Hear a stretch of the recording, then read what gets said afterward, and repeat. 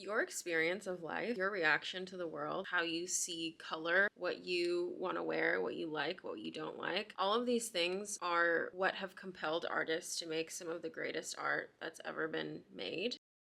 And there's always room for more genius. There's always room for better, bigger, more interesting, longer. Someone speaking about the process of Kalila, the musical artist, recently, and they were talking about how incredible her work is because it's very iterative. She will put out an album and then she'll put out a remix album and then she'll do like a couple iterations of the same song. She'll redo the videos for it. I've been thinking about that a lot because also with this new relationship we have to creating media, we are primed. When I say we, I mean anybody who has now decided to create on the internet or sort of for the internet and not just documenting what they do offline. That sense of things being art has been lost, and what you create being art has been lost, and your relationship that you have to your work, and that this is your work, and that you can revision and revamp and rethink things. If you haven't noticed, the amount of times they hit versus miss when it comes to major media and the mainstream, the ratio has gotten pretty disturbing. And the level to which people are interested in watching and hearing from their sort of fellow man or civilians is at an all-time high. And so there's just an incredible opportunity right now. The truth that media is dead, and also that media is eternal. So on one hand, media is dead in the way that we've always been doing it. A lot of people are reanimating ghosts, essentially, with the way that they are doing album rollouts, the way that they're doing fashion releases, the way that they're doing book releases. A lot of these things, like, they're animating these corpses, essentially, of what marketing has looked like in the past and what creating engagement has looked like in the past. It's not working. And specifically more what we see being made over the last 10 years, maybe. We realize how much of it is filler media, how much of it is for the purpose of, like, entertainment, entertainment, and not like art and artistic vision and evolution. And I think that if a person is willing to show what they believe and willing to stand behind their vision of the world, whatever that looks like, that's much more compelling. And the journey of that person is much more compelling. The beauty of cancel culture applying to people who are not, incredibly famous is that people care, that it impacts others. That's what it actually demonstrated. And so we're in this incredible lull right now. That lull is a giant opportunity. There's a lot of room for innovation and experimentation. And as an astrologer, I know that there's a ton of major movements of major planets happening this year. And then a lot of them go right back to where they started at the top of this year, at the end of this year.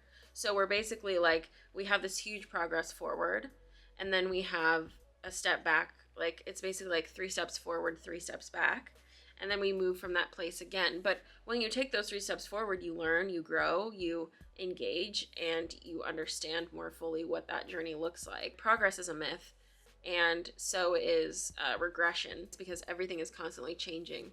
So even if you are broke and then you get a lot of money and then you're broke again, the circumstances will be different. So it's not the same kind of brokenness. Really attaching ourselves to progress, I think, is why we're seeing so many nightmare disasters in the world right now, is our obsession with progress. On the flip side, some people's obsession with conserving and preserving a certain lifestyle, a certain way of seeing the world, or a certain way of being, without necessarily considering what the moment that we're in. Those are both obviously not in the present. They're not acknowledging the present in a meaningful way.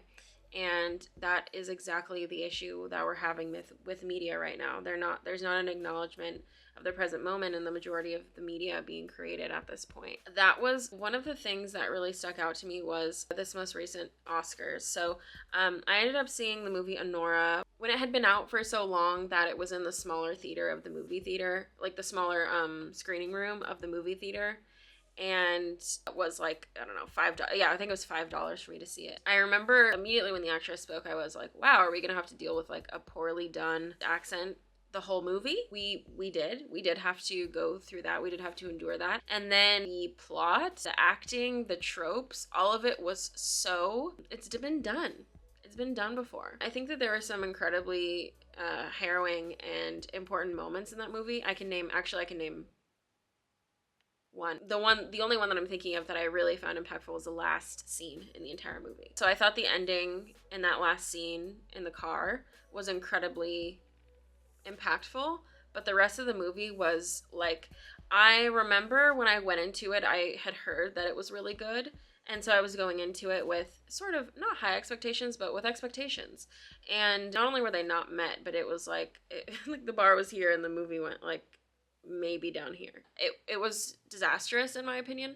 And the fact that that won Best Picture, the fact that Nosferatu, I mean, I was expecting that Nosferatu wouldn't win many things, which is fine. I don't think that a film like that needs major media validation. In fact, sometimes can hurt cult classic types of films. Looking at the Oscars and who won, same with the Grammys, these kinds of award shows, it's like really, really, really, who is actually defining greatness by these measurements and standards anymore? By these the no-name academies, groups of people that are behind these decisions. Obviously, there's a way that they make these decisions, but they don't tell the public about that, really. I mean, you have to dig if you can even find it.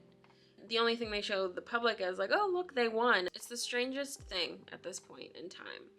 And I remember when the Oscars were occurring when I was a kid and feeling kind of like confused about movies. But when you're a child, you have reasons for liking media that don't stand up against other reasons for liking media. So it made sense back then. But I think now, having a more critical eye, having developed taste, having seen a lot of films, yeah, that was really disappointing. All that to say that these institutions, all of these things, they're just proving themselves over and over and over to be animated corpses, to be ghosts of what they once were, to be basically like artifacts of a dying world. And not that this is the thing, the world itself, humanity, consciousness is eternal, so none of those things die. But what does die is a certain way of approaching our expression of those things. This expression of earth, this expression of self, of art, this participation in culture. All of these things are starting to shift, and they are requiring not only new faces, right? We have a lot of fresh faces. For example, the actress who was the lead in Anora. I don't know her from anything else. It's not about having fresh faces anymore. And that's, I think, another thing that the major media corporations are trying to do is just pump fresh blood into, again, an old corpse.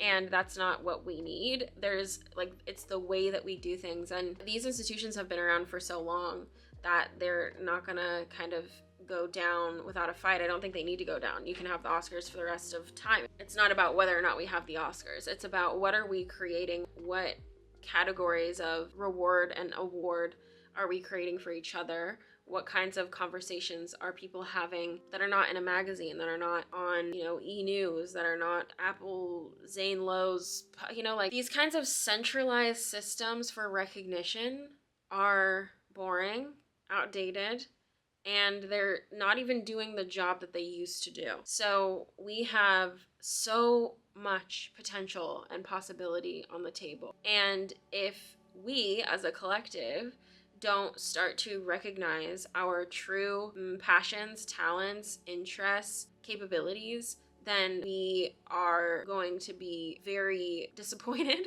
with what comes next, because it won't be of our own creation. And that's what we're really being asked to do, is have a vision for how we want the world to be and how we want life to look. One of the movies that I actually mentioned in my last video, The Brutalist, that movie, the way that they show this man's lifestyle and how incredibly beautiful it is. And the cinematography of that movie is incredible. I think it did win Oscars for that, which, yes, it was incredibly beautiful. And also the way that he chooses to live his life, I wouldn't want to be in that position in a million years. And so that sense of the lifestyle he's chosen, the intimacy we get with it, and the vision that he's able to bring to life because of his unique relationship to people, to the world, to color, to texture, to light. All of these different kinds of things inform the incredible impact that these buildings made and that his work made, you know, in this, from this character in the movie. But I could say that about anyone. I finally finished the Rick Owens interview that I started recently, and same with him. You know, he credits his life experience and his view on his father and his view on the body created in response to that.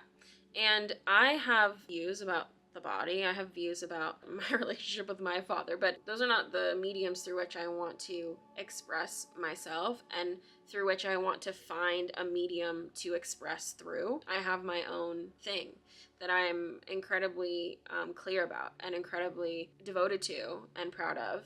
There is that thing for everyone.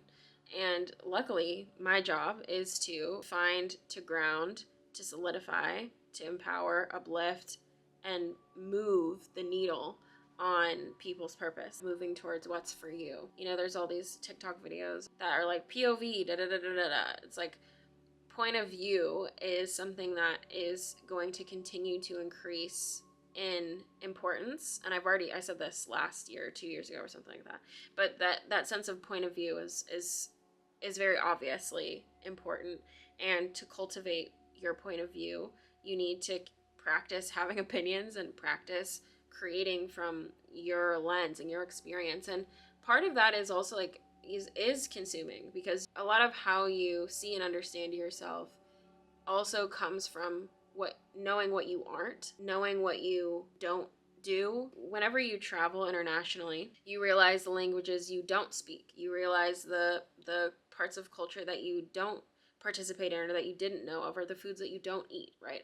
And so those help inform and build your identity. Hopefully gives you a place to start. That's why I created this video. Feel free to leave questions or comments. I'm curious to hear what your thoughts are. Thanks for being alive. Thanks for creating. Thank you for your attention, because it's an incredibly valuable thing. My hope is not that you then like go out and create just anything or whatever, but that you feel encouraged to explore and you feel encouraged to consider what your point of view is.